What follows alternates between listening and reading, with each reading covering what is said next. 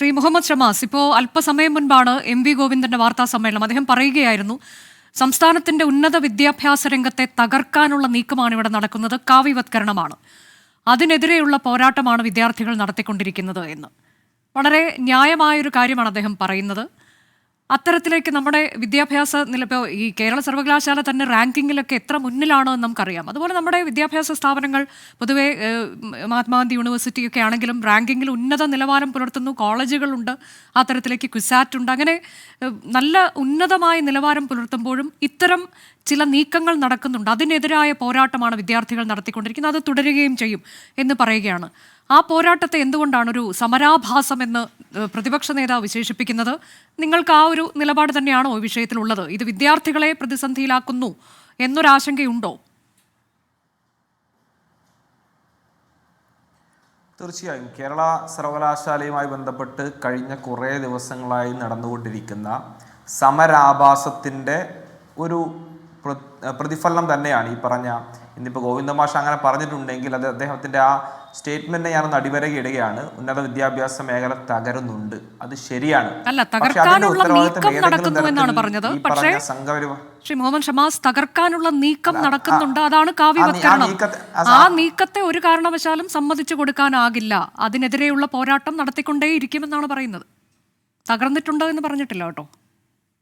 Okay, ആ നീക്കം കേവലം ഒരു കാവ്യവൽക്കരണത്തിലൂടെ മാത്രമുള്ള ഒന്നല്ല, മറിച്ച് ഇത്തരം സമരാഭാസങ്ങളിലൂടെ കൂടെ ഉള്ളതാണ്. എന്തുകൊണ്ടാണ് അതിനകത്ത് നമുക്കൊരു വിമർശനത്തിലേക്ക് പോകേണ്ടി വരും? നമ്മൾ എത്രയോ വ്യത്യസ്തമായ സമരങ്ങൾ കണ്ടിട്ടുണ്ട്, വിദ്യാർത്ഥി വിഷയങ്ങൾ ഏറ്റെടുത്ത പ്രശ്നങ്ങളൊക്കെ കണ്ടിട്ടുണ്ട്. SFIയുടെ ഈ വിഷയത്തിലുള്ള സമരവും ഇവർ നടത്തിക്കൊണ്ടിരിക്കുന്ന ഈ കോമാളിത്തരവുമെല്ലാം ഏത് രീതിയിലാണ് പൊതുസമൂഹം വിലയിരുത്തുന്ന ബോധ്യമെങ്കിലും ചുരുങ്ങിയ പക്ഷേ SFIക്ക് ഉണ്ടാകണം.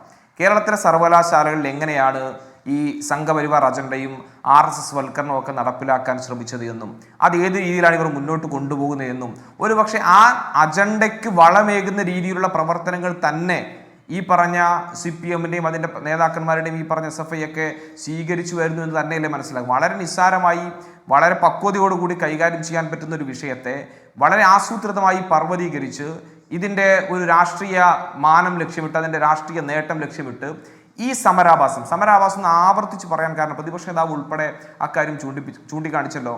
കേരളത്തിൽ നിരവധിയായ സമരങ്ങൾ കണ്ടിട്ടുണ്ട്. എന്താണ് കഴിഞ്ഞ കുറേ ദിവസങ്ങളായി കേരള സർവകലാശാലയും കേരളത്തിലെ മറ്റ് സർവകലാശാല ആസ്ഥാനങ്ങളും കേന്ദ്രീകരിച്ച് നടന്നുകൊണ്ടിരിക്കുന്നത്?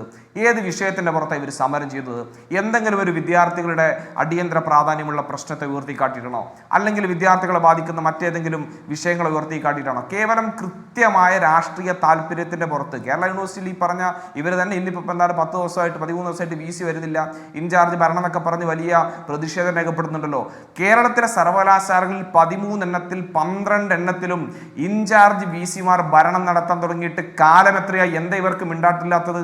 ഈ പറഞ്ഞ വിസിറ്റിംഗ് പ്രൊഫസർമാരെ പോലെ കേരളത്തിലെ സർവകലാശാലകളിൽ സ്ഥിരം VCമാരില്ലാതെ വല്ലപ്പോഴും ആഴ്ചയിൽ 1-2 ദിവസം വന്നു പോകുന്ന രീതിയിലേക്ക് സർട്ടിഫിക്കറ്റുകൾ ഒപ്പിടാതെ കെട്ടിക്കിടക്കുന്ന രീതിയിലേക്കൊക്കെ അവസ്ഥ ഉണ്ടായപ്പോൾ അന്നൊന്നും SFIക്ക് മിണ്ടാട്ടില്ല. പെട്ടെന്നൊരു സുപ്രഭാതത്തിലാണ് SFIയുടെ RSS വിരുദ്ധ അജണ്ടയും ഈ പറഞ്ഞ സംഘപരിവാർ വിരുദ്ധ പോരാട്ടമൊക്കെ പുറത്തു ചാടുന്നത്. കേരള സർവകലാശാല രജിസ്ട്രാറുടെ സസ്പെൻഷനുമായി ബന്ധപ്പെട്ട് ഞങ്ങൾ വളരെ കൃത്യമായി തുടക്കത്തിൽ തന്നെ പറഞ്ഞിട്ടുണ്ടല്ലോ, സർവകലാശാല രജിസ്ട്രാറുടെ സസ്പെൻഷന്റെ അടിസ്ഥാന കാരണം എന്തു തന്നെയായാലും ആ ചെയ്ത നടപടി സാങ്കേതികമായി ഈ പറഞ്ഞതുപോലെ നയപരമായി നിയമപരമായി തെറ്റാണ്, ആ നടപടി ശരിയല്ല എന്ന് നിലപാടെടുത്ത ആളുകളാണ് ഞങ്ങൾ. ഗവർണറെ ഈ പറഞ്ഞ ചാൻസലറായുള്ള RSS സമീപനത്തോടും സർവകലാശാലയുടെ നടപ്പിലാക്കാൻ പോകുന്ന അദ്ദേഹത്തിന്റെ പ്രവർത്തനങ്ങളോടുമുള്ള വിയോജിപ്പ് രേഖപ്പെടുത്തി രാജ്ഭവനിലേക്ക് മാർച്ചും ഗവർണർക്ക് നേരെ കരിങ്കൊടിയും കാണിച്ച പ്രസ്ഥാനമാണ്. ശ്രീ മുഹമ്മദ് ഷമാസ്, അപ്പോൾ പിന്നെ നിങ്ങൾക്ക് ഈ എതിർപ്പ് എവിടെയാണ്? ഈ സമര രീതിയോടുള്ള എതിർപ്പാണോ? നിങ്ങൾ ഇപ്പോൾ മോഹനൻ കുന്നുമ്മലാകട്ടെ അല്ലെങ്കിൽ ചാൻസലർ ആകട്ടെ ഈ വിഷയത്തിൽ സ്വീകരിക്കുന്ന നിലപാടുകളോട് നിങ്ങൾക്ക് യോജിപ്പില്ല എന്ന് പറയുകയാണ്. അതിനെതിരെയാണല്ലോ SFIയുടെ പോരാട്ടം. അങ്ങനെയെങ്കിൽ നിങ്ങൾ എതിർക്കുന്നത് എവിടെയാണ്? അതിനെതിരെ അല്ലല്ലോ, അതിനെതിരെ മാത്രമല്ലല്ലോ SFIയുടെ പോരാട്ടം. കേവലം ഞാൻ പറഞ്ഞു, രജിസ്ട്രാറുടെ സസ്പെൻഷനുമായി ബന്ധപ്പെട്ട നിയമ പോരാട്ടത്തിൽ കേവലം ഒരു കോടതി വ്യവഹാരത്തിലൂടെ വളരെ നിസ്സാരമായി അതിനകത്തൊരു ക്ലാരിഫിക്കേഷൻ വരുത്താൻ പറ്റുന്ന, ഈ പറഞ്ഞ രജിസ്ട്രാർക്ക് ആധികാരികമായി തന്നെ അവിടെ കസേരയിൽ ഇരിക്കാൻ പറ്റുന്ന, ഇപ്പം ഈ പറഞ്ഞ കോമാളിത്തരം ഒന്നും ഈ പറഞ്ഞ പിടിവലികളൊന്നും കസേരകളിൽ ഒന്നും ഇല്ലാതെ ആ കസേരയിൽ ഇരിക്കാൻ പറ്റുന്ന സാഹചര്യം ഉണ്ടാകുമായിരുന്നു. അതിനൊക്കെ ഉള്ള അവസരം നിഷേധിച്ച് ബോധപൂർവം ആസൂത്രിതമായി കൃത്യമായി തിരക്കഥ അടിസ്ഥാനത്തിൽ എങ്ങനെയായിരുന്നു ഇവരുടെ സമരം? SFIയുടെ സമരം നമ്മൾ മുമ്പ് കണ്ടിട്ടുണ്ടല്ലോ. വളരെ ഈ പറഞ്ഞ 9 വർഷക്കാലം ഇവർ ഉറങ്ങുമായിരുന്നല്ലോ. കേരളത്തിൽ ഒരു വിഷയത്തിൽ ഇവർക്ക് മിണ്ടാട്ടുണ്ടായിരുന്നില്ലല്ലോ. ഇപ്പൊ ഇവർ ഈ പറഞ്ഞ പുറത്തു വന്ന സമരത്തിന്റെ രൂപം എങ്ങനെയാ നിങ്ങളുടെ അനുജ ഉൾപ്പെടെയുള്ള ആളുകൾ കാണുന്നുണ്ടല്ലോ.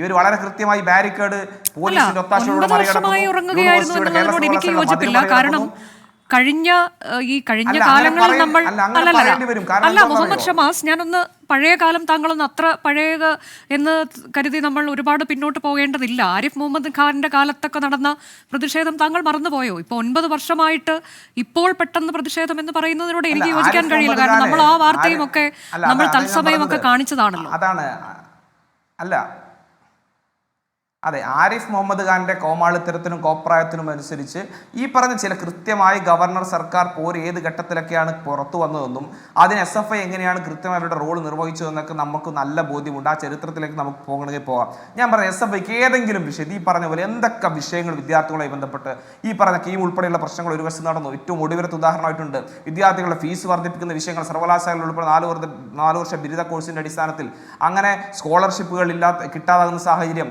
വിദ്യാർത്ഥികളെ വലയ്ക്കുന്ന നിരവധി പ്രശ്നങ്ങളെ സംബന്ധിച്ചുള്ള ഒരുപാട് പ്രശ്നങ്ങൾ നടന്നു. അവിടെയൊന്നും എന്താ SFIക്ക് ഇത്രയും അഗ്രസീവായ ഒരു സമരത്തിന് അല്ലെങ്കിൽ അധികാരികളുടെ കണ്ണു തുറക്കുന്ന ഒരു സമരത്തിന് നേതൃത്വം നൽകാൻ കഴിയാതെ കേവലം കേരള സർവകലാശാല രജിസ്ട്രാർക്ക് വേണ്ടി ഈ പറഞ്ഞ വളരെ ആസൂത്രിതമായ ഒരു സമരം, ഞാൻ പറഞ്ഞല്ലോ നേരത്തെ പറഞ്ഞു വന്നത് പൂർത്തീകരിക്കാൻ അനുവദിക്കണം. വളരെ കൃത്യമായി കോളേജിൽ യൂണിവേഴ്സിറ്റി ആസ്ഥാനത്ത് VC-യുടെ ചേംബറിനടുത്ത് വരെ എത്തിച്ചേരാൻ കഴിയുന്നു. വാതിലുകൾ തള്ളു തുറക്കാൻ കഴിയുന്നു. പോലീസുകാർ കൈപിടിച്ച് കയറ്റുന്നു. ഈ പറഞ്ഞ വാതിലുകൾ പോലീസുകാർ ഒരു വശത്ത് തുറന്നു കൊടുക്കുമ്പോൾ മറുവശത്തു കൂടി ഈ പറഞ്ഞ ജനാലകളിലൂടെ വലിഞ്ഞു കയറാനുള്ള സൗകര്യം ഒരുക്കുന്നു.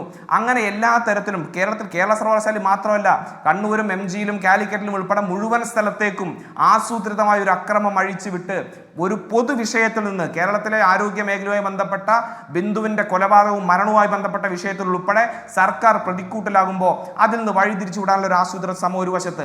ഇതേ സമരാഭാസം നടത്തി ഈ സമര കൊപ്രായങ്ങളൊക്കെ കേരള യൂണിവേഴ്സിറ്റിയിലും മറ്റ് സർവകലാശാലകളിലും നടത്തിയ SFI എന്തേ രാജ്ഭവനെതിരെയും RSSനെതിരെയും ഈ പറഞ്ഞ ഗവർണർക്കെതിരെയും ചാൻസലർക്കെതിരെയുള്ള പ്രതിഷേധമാണല്ലോ. രാജ്ഭവൻ മാർച്ച് നടന്നപ്പോൾ ബാരിക്കേഡിന്റെ മുകളിൽ പോയിട്ട് ബാരിക്കേഡിന് അടുത്ത് നിൽക്കാനല്ലാതെ ഏതെങ്കിലും തരത്തിൽ ആ ബാരിക്കേഡ് ഒന്ന് മറികടക്കാൻ, ആ രാജ്ഭവന്റെ മതിൽ ചാടി ഒന്ന് അകത്ത് കടക്കാൻ, രാജ്ഭവനിൽ ചാൻസലറായ ഗവർണർ ഇരിക്കുന്ന സ്ഥലത്തേക്ക് പോകാൻ, ഒരുപാട് നീട്ടാൻ സമയമില്ലാത്തതുകൊണ്ടാണ് എനിക്ക് മനസ്സിലായ ഒരു കാര്യം ചോദിക്കാം. അതായത് നിങ്ങളുടെ ഇതിലുള്ള പ്രശ്നം യഥാർത്ഥത്തിൽ വെറും ഒരു രാഷ്ട്രീയ വിഷയം മാത്രമാക്കിയാണ് SFI പ്രതിഷേധത്തെ കൊണ്ട് ചെന്ന് എത്തിച്ചിരിക്കുന്നത് എന്നുള്ളതാണ്. അത് മറ്റെന്തെങ്കിലും ഒരു കൺസേൺ അല്ല എന്നുള്ളതാണോ നിങ്ങളുടെ പ്രശ്നം? ഏതെങ്കിലും ഒരു വിഷയം, മറ്റൊരു വിഷയം, ഇപ്പോൾ ആരോഗ്യമന്ത്രിയുമായി ബന്ധപ്പെട്ടുണ്ടായിരിക്കുന്ന വിഷയം അല്ല, ഒരു മിനിറ്റ്, ആരോഗ്യമന്ത്രിയുമായി ബന്ധപ്പെട്ടുണ്ടായിരിക്കുന്ന വിഷയത്തിൽ നിന്ന് വഴിതിരിച്ചു വിടാൻ അങ്ങനെ ചില പ്രശ്നങ്ങൾ, അതിനപ്പുറത്തേക്ക് ഒരു ആത്മാർത്ഥതയില്ലാത്ത സമീപനം അവർ സ്വീകരിക്കുന്നുണ്ട് എന്നുള്ളതാണോ നിങ്ങൾക്ക് പ്രശ്നം?